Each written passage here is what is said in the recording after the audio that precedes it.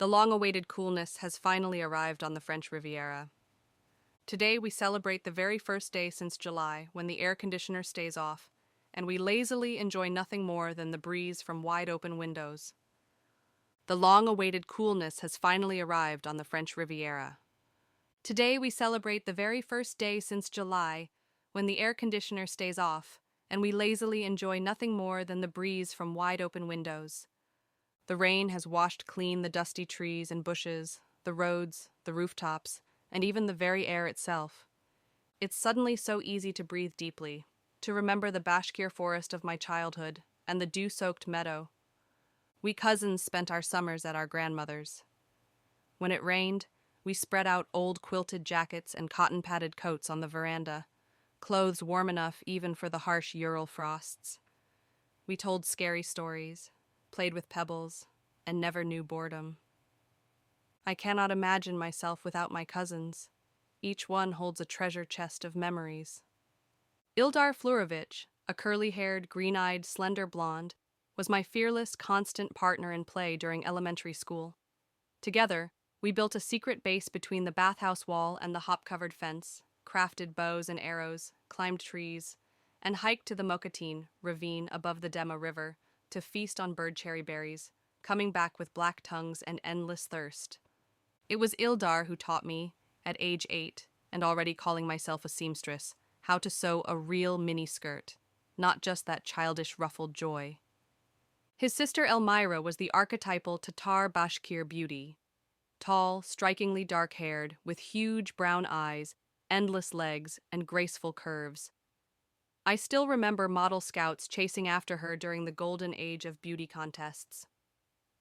But for me, Elmira was an artist, a talented soul, and the best older sister I could ever have. She rarely joined our pirate games, but always took me along to meet her girlfriends, Sveta, Tanya, and Farida. Later, as students in Ufa, she became my closest companion. How many miles we walked and danced, how many karaoke songs we sang, how many wild hearts we drove to madness. My cousin Radek was always busy, with sports, studies, work, or business. My classmates would freeze in awe at his gray, piercing eyes, light hair, heroic height, and broad shoulders. But for me, Radek was the one with whom I wasn't afraid to swim across the middle of Lake Alexievsko, the one whose quiet glance would bring a sudden warmth and unshakable calm to my heart. His younger brother Iratik was a daredevil, a born entertainer who could make anyone laugh and fit instantly into any company. Though he grew up, I still see the round-cheeked little boy who gathered lint balls from the carpet with me and ate big spoonfuls of homemade condensed milk from fresh farm milk. Then there were Dennis and Albert, fair-skinned, blue-eyed boys who grew up in Kogalim, western Siberia. We rarely met, but I will never forget the summer they came to stay a whole month in the village with their ever-smiling, kind, and generous mother, Aunt Sveta. She taught me how to roll Astrakhan-style cabbage rolls and sculpt dumplings so beautiful they could be displayed at an exhibition. Her father, a brave sailor and caring housekeeper, would visit us and fry unforgettable carp in tomato sauce. His stories and his cooking are etched forever in my memory. No surprise Dennis followed his grandfather into the maritime school.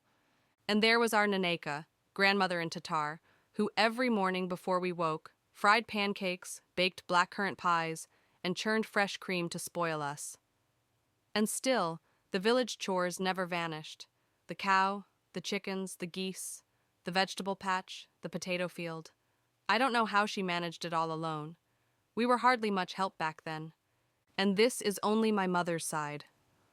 On my father's side, there was another Naneka, a Kortatai, grandfather, aunts and uncles, 4 beloved sisters and 3 brothers, and countless second cousins.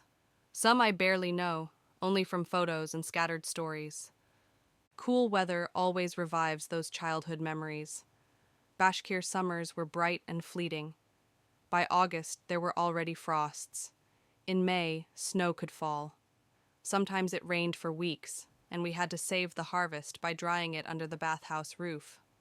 On the Urals, verandas were roofed and sheltered from rain and wind, but unheated. Still, in summer, they became our magical kingdom. If you could carve out a little corner not buried under flour sacks, canning jars, or quilted coats, which my grandmother, with her Tatar accent, called kufaikas.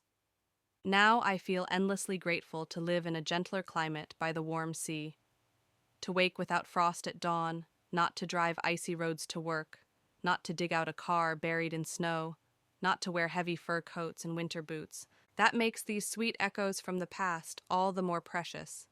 The bird cherry blossoms of the April Alps, the tangy cherries brought to the Antibes market from the north of France, the kaymak discovered in a Turkish shop. What moments take you back to childhood?